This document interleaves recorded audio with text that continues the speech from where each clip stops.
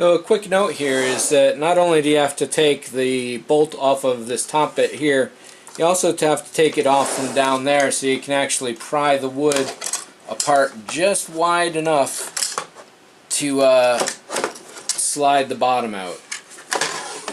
So here you can see the magnets that I've put on the bottom for the power supply. Oop, they're not that strong, I guess.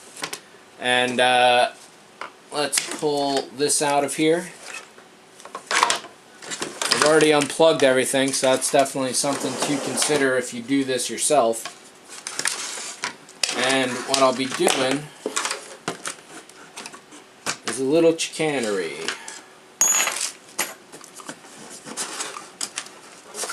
So here's how this looks right now as is. And power supplies tend to be generically sized.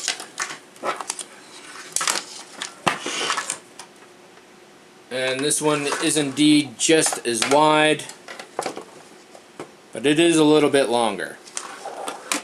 That is not a problem, and it's just as tall. So the only dimension that's different is right there on the length. And fortunately there's plenty of room in the Makerbot that will not be an issue. So with that, what we'll do next is I will need a screwdriver to pull these screws off, so I will simply swap out the power supplies here and then we'll do a little trick. So here's a last look at this piece.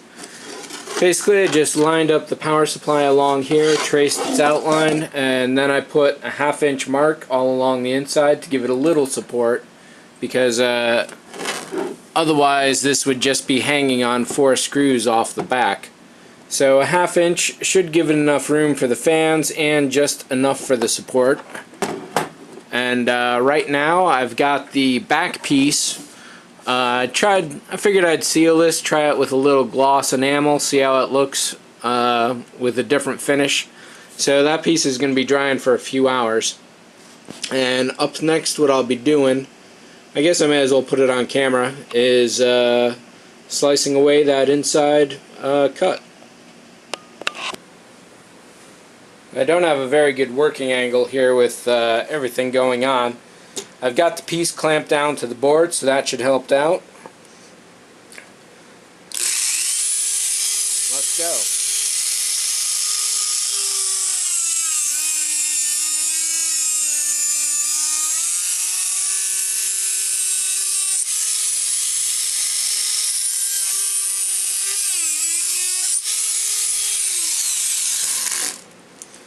I'm going to reclamp this every single time. Shouldn't take too long at all. Chances are I'm going to be cutting a little too much or a little too short, so I'm going to have to punch this out in the end.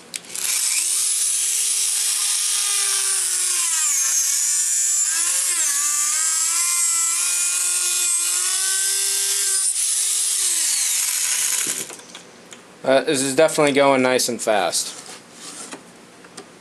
You probably want to use a dust mask for this, because this is kicking off a substantial amount. Not only has it been stained, but it's probably got all sorts of chemicals in the wood.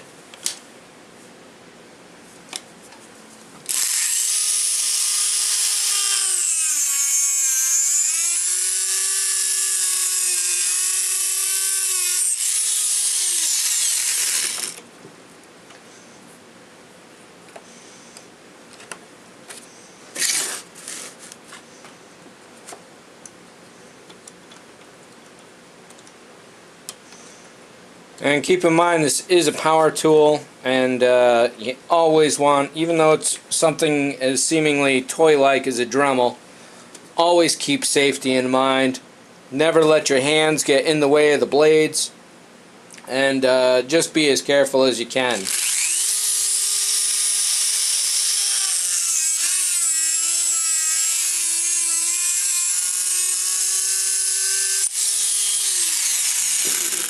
Even a Dremel is susceptible to back kick and all sorts of nasty stuff, and it will wound you just as good as any other tool.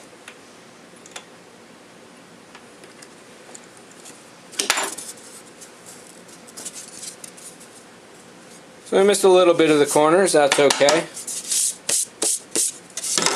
What I think I can do now, at least,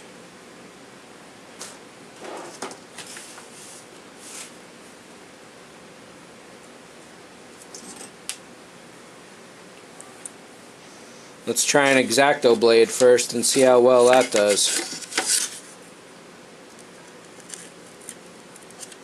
That's pretty good.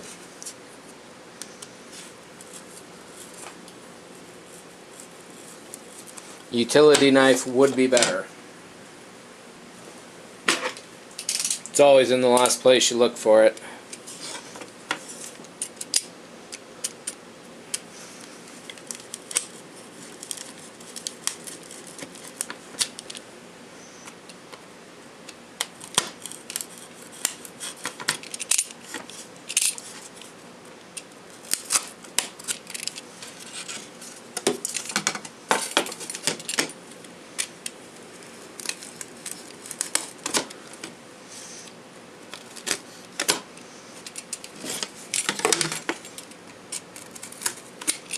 There we go.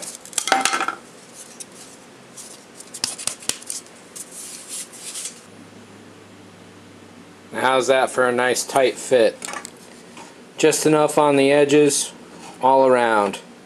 That should be more than stable enough. So I don't know if this fan sucks air in and it blows out the backside here, or if it gets pulled in through here and blows down through the bottom. If it pulls air up, what I'll probably do is get a green scrub pad, stretch that out a little, and place it over the fan to act as a dust filter. If it blows it out, then I'm not too worried at all. But any dust on the desk that it happens to be sitting on will get pulled into this if that is the case. So that's definitely something to watch out for and keep in mind if you do this modification for yourself. If you're replacing the power supply like a lot of people seem to be, then pretty much all the new power supplies do this, so you will have to make this cut overall. And it was more than easy enough just to eyeball it. So here's a good look at the magnets on the inside holding the Allen wrenches there. And I don't know if there's really any room to put any more. Maybe on the front wall there, but probably not. And all this extra room over on this side at least is going to be taken up with wiring, I expect. One difference between this new power supply and the old one is that the old one was just a lot of random strands like this, and this new one, all the wires are jacketed into one nice piece, so that's going to help keep the clutter down a lot. You know, just seeing this kind of clutter here, it's just messy, is all there is to it. So once the back piece dries, or at least gets a lot closer to being dry, I'll pull that out and start attaching things, and we'll get back to this in a few minutes. So I had mentioned I was going to screw these down to the surface. What I'm probably going to do is just tack them down with a little super glue, because that's more than enough to attach two pieces of wood relatively securely, but not strong enough that you can never pull it apart again. And one of the things that led me to that decision is that we've got the side bolts here on each side, and I just want to get the positions absolutely dead accurate. These walls here go just a little below the surface, so there's just that, what's that, maybe a 1/4 inch tops? Not even. That's even probably closer to an 1/8, I expect. So there's already a little room under here, and if I glue these too far over, then that'll interfere with the reassembly, and with the notches here as well, that would also interfere with the reassembly too. So we'll just leave it at that, and I'll go see how the back piece is doing with the gloss finish. So as is typical with me in paint finishes, I did get a little bit of a drip. I think it's over here somewhere. Yeah, right in there. So a few more layers of gloss would cover that up, but I'm just going to go with it as is. I don't know that it adds all that much more aesthetically to the situation.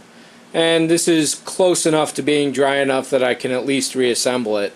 And then if it turns out that I do like the gloss, I'll just pull individual panels off here and there, take my time, gloss those up, and give them some better protection.